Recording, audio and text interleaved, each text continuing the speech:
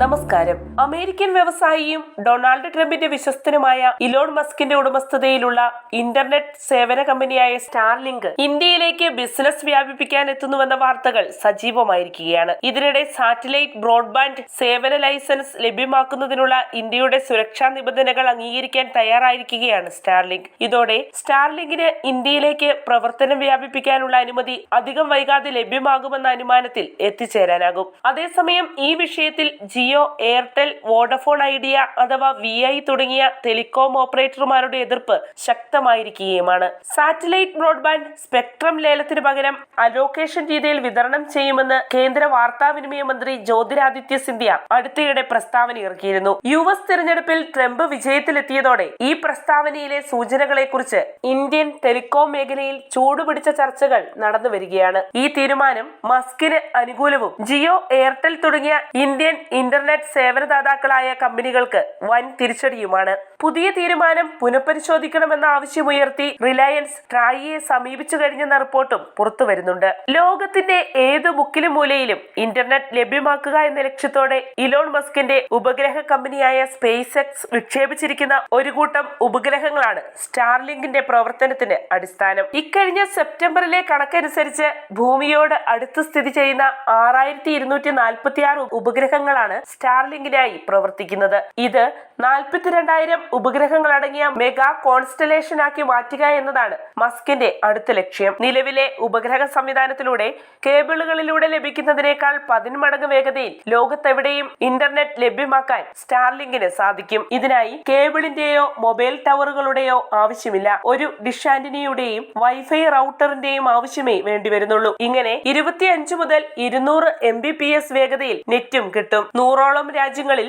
Starlink ഉപഗ്രഹ internet സേവനം നൽകി വരുന്നുണ്ട്. ആഗോളതലത്തിൽ ഏറ്റവും വേഗതയിൽ ഇന്റർനെറ്റ് വിതരണം ചെയ്യുന്ന സ്റ്റാർലിങ്കിനോട് കിടപിടിക്കാൻ ഇന്ത്യൻ കമ്പനികൾക്കാകില്ല എന്നതാണ് വാസ്തവം. സ്പെക്ട്രം ലേലം ചെയ്യാതെ കുറഞ്ഞ നിരക്ക് നിശ്ചയിച്ച് ആഗോള സമ്പ്രദായം അനുസരിച്ച് സ്റ്റാർലിങ്കിന് അനുമതി നൽകാൻ കേന്ദ്ര സർക്കാർ തീരുമാനിച്ചാൽ കുറഞ്ഞ എൻട്രി കോസ്റ്റിൽ മസ്കിന് ഇന്ത്യയിൽ പ്രവേശിക്കാം. കുറഞ്ഞ നിരക്കിൽ ഇന്റർനെറ്റ് സേവനം പ്രദാനം ചെയ്യാൻ ഇത് സ്റ്റാർലിങ്കിനെ പ്രാപ്തമാക്കുകയും ചെയ്യും. ഇതിനനുസരിച്ച് ജിയോയും എയർടെലുമെല്ലാം നിരക്ക് കുറിച്ചില്ലെങ്കിൽ ഈ രംഗത്ത് പിടിച്ചു നിൽക്കാൻ സാധിക്കില്ല. സ്റ്റാർലിങ്കിന്റെ ശേഷി പോലെ രാജ്യത്തിന്റെ ഏതു കോണിലും ബ്രോഡ്ബാൻഡ് ഇന്റർനെറ്റ് എത്തിക്കണമെങ്കിൽ ജിയോയ്ക്കും എയർടെലിനുമെല്ലാം വൻ മുതൽ മുടക്ക് നടത്തേണ്ടതായുണ്ട്. അങ്ങനെ ചെയ്താൽ തന്നെ എലോൺ മസ്കിനോട് ഏറ്റുമുട്ടാനുള്ള ശേഷി ഉണ്ടാകുമോ എന്നതും ഒരു ചോദ്യമാണ്.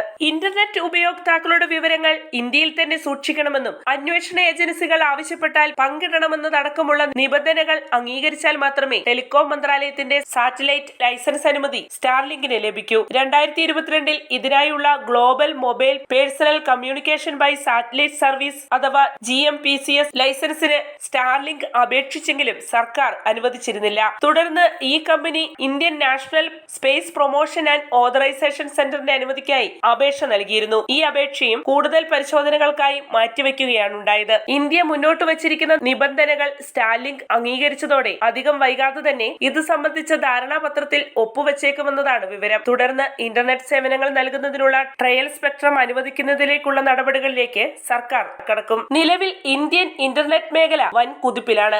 എലോൺ മസ്കിന്റെ സ്പേസ് എക്സിന് പുറമെ ആമസോൺ കുയിപ്പർ, യൂടെൽ സാറ്റിന്റെ വൺവെബ് പോലുള്ള കമ്പനികളും ലക്സംബർഗ് ആസ്ഥാനമായ SCMS എന്ന കമ്പനിയുമായി ചേർന്ന് റിലയൻസ് ജിയോയും സാറ്റലൈറ്റ് ഇന്റർനെറ്റ് സേവനങ്ങൾ ആരംഭിക്കാനുള്ള തയ്യാറെടുപ്പിലാണെന്ന വിവരങ്ങളും പുറത്തുവരുന്നുണ്ട്. ഇത് ഈ മേഖലയിലെ നിക്ഷേപങ്ങളിൽ വലിയ കുതിപ്പും മത്സരവും വർദ്ധിപ്പിക്കാൻ കാരണമായി തീരും. ഈ മേഖലയിൽ കഴിഞ്ഞ വർഷം ഉണ്ടായിരുന്നത് 50 കോടിയോളം നിക്ഷേപമായിരുന്നു. ഇക്കൊല്ലം അത് 250 കോടിയായി മാറി. ഇത് സാറ്റലൈറ്റ് ഇന്റർനെറ്റ് മേഖല കുതിക്കുന്നതിന്റെ വ്യക്തമായ തെളിവാണ്. 2030 ആകുമ്പോൾ ഇന്ത്യ $1.9 ബില്യൺ അതായത് ഏകദേശം 16,000 കോടി രൂപയുടെ സാറ്റലൈറ്റ് ബ്രോഡ്ബാൻഡ് വിപണിയായി മാറുമെന്നാണ് കണക്കാക്കുന്നത്. ഈ വിധത്തിലെല്ലാം ഇന്ത്യയുടെ ഇന്റർനെറ്റ് മേഖലയിൽ ഉണ്ടാകുന്ന കുതിപ്പ് നഗര ഗ്രാമ വ്യത്യാസങ്ങളില്ലാതെ വിവര സാങ്കേതിക ആശയവിനിമയ രംഗത്ത് വൻ മാറ്റങ്ങൾ കൊണ്ടുവരുന്നത് സമീപ ഭാവിയിൽ പ്രകടമാകും. വാർത്തയുടെ നിറം തേടി തനിനിറം.